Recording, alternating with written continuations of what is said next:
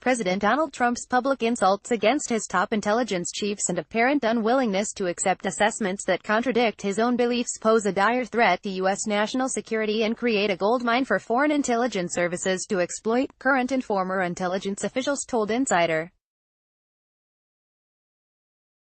Trump's latest attacks came after U.S. intelligence leaders, including FBI Director Chris Wray, CIA Director Gina Haspel, and Director of National Intelligence Dan Coats, testified to the Senate Intelligence Committee at an annual hearing on Tuesday regarding the top global security threats facing the country. Trump grew enraged when, among other things, the officials testified that while Iran is still a global threat, it is complying with the Joint Comprehensive Plan of Action (JCPOA), an international deal the Obama administration spearheaded that's designed to prevent Iran from acquiring nuclear weapons. The assertion directly contradicted the president's claims that Iran is violating the deal and poses an imminent nuclear threat to the U.S. The officials also offered intelligence assessments on other hot-button issues, like the Islamic State and North Korea, that went against Trump's foreign policy claims. Read more. Roger Stone says he'd be open to talking about his conversations with Trump, and that could be a game-changer for Mueller. In a typical reaction, Trump took to Twitter to lash out after the hearing. The intelligence people seem to be extremely passive and naive when it comes to the dangers of Iran, the president tweeted. They are wrong. When I became president, Iran was making trouble all over the Middle East, and beyond. Since ending the terrible Iran nuclear deal, they are much different, but a source of potential danger and conflict. He added, they are testing rockets last week, and more, and are coming very close to the edge. Their economy is now crashing, which is the only thing holding them back. Be careful of Iran. Perhaps intelligence should go back to school. Asked to weigh in on Trump's public attacks on his intelligence chiefs, one current FBI agent put it bluntly. He's doing the enemy's job for them, the agent, who requested anonymity because they were not authorized to speak to the press, told Insider. Thomas Kronsteiner, Getty Images. A goldmine for foreign intelligence. Trump's apparently short attention span during intelligence briefings is well established. Several media reports over the last 2 years said officials try to keep the president focused by using visual aids and photographs and by condensing the material. They also reportedly use his name and title as often as possible to get him to pay more attention. But according to Time, officials are most alarmed by Trump's angry reactions when they brief him on information that contradicts his beliefs. Two intelligence officers told Time that they had been warned not to give the president intelligence assessments that contradict his public stances. A current FBI agent who works in intelligence gathering reacted wryly to the report by comparing Trump to a toddler. This isn't unusual, the agent told Insider. It's like when my son threw temper tantrums when I told him he couldn't do something or if I said something he didn't like. The agent added, of course, my son was 3 years old at the time and wasn't sitting in the Oval Office with the nuclear button. Read more.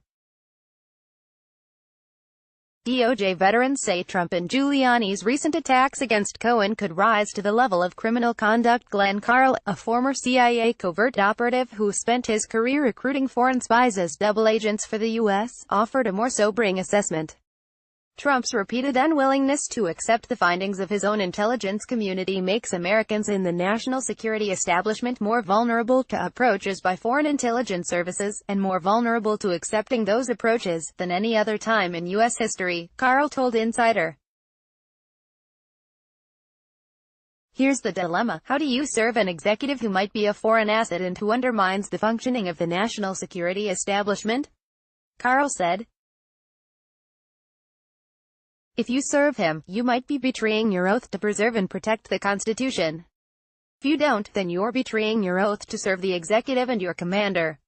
He added, CIA officers spend our careers preying upon exactly this dilemma.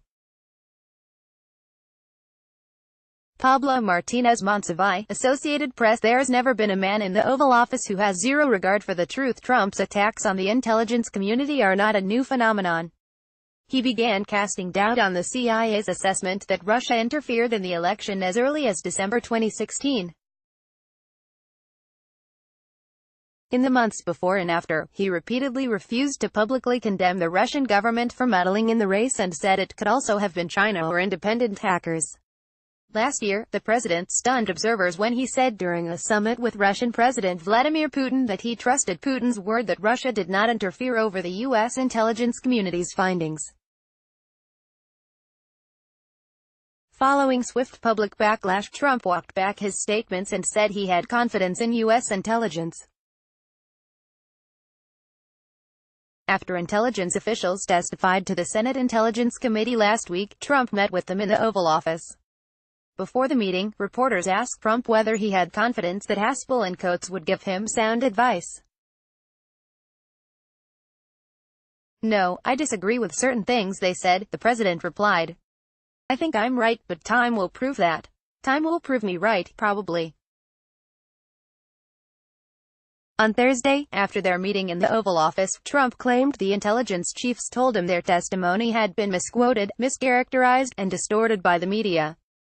"They said it was fake news, which frankly didn't surprise me," Trump said. The hearing was public and was broadcast on multiple news networks in real time. Coates, who spoke on behalf of the 5 intelligence officials who appeared before the panel, also submitted 42 pages of written testimony, and video of the hearing was posted to the Senate Intelligence Committee's website. Read more. Acting Attorney General Matthew Whitaker says he thinks the Mueller probe is close to being complete. Director of National Intelligence Dan Coates. Aaron Bernstein, Reuters. Ned Price, the former senior director of the National Security Council under President Barack Obama, outlined the myriad national security risks that stem from the divide between Trump and the U.S. intelligence community. First, there's the risk that senior intelligence officials begin to pull their punches, watering down their assessments in order not to offend the president and his advisors, Price told Insider. Doing so could well leave our top national security officials blind, or at the very least, more susceptible to threats facing us. The attacks could also continue to fuel a sense of demoralization within our intelligence community, Price added. One recently retired FBI agent echoed Price's assessment, telling Insider that morale within the Bureau has already been down, especially in the rank and file, because of the president's public attacks on the work they do. The agent added, on top of that, FBI agents went without pay during the longest government shutdown in U.S. history. In some way, the president's latest actions are just adding another straw to the pile. But that doesn't make it sting any less. How can you effectively work for someone who publicly insults everything you stand for and demonstrates so little confidence in your product? Carl agreed, highlighting that Trump's personality traits add another layer of complexity. The U.S. intelligence community's job is to speak truth to power, Carl said. It's not to tell the executive what he wants to hear and what supports his positions. But there has never been a man in the Oval Office who has zero regard for the truth. He is only interested in his own self-aggrandizement. There is nothing else. Nothing. Perhaps the most chilling effect of Trump's actions, national security experts said, is the goldmine it produces for foreign intelligence services. Decades, the Soviet Union and, more recently, Russia, have denigrated the CIA and our intelligence professionals, attempting to delegitimize U.S. intelligence in the process, Price said. Now our adversaries have a helper who sits in the Oval Office.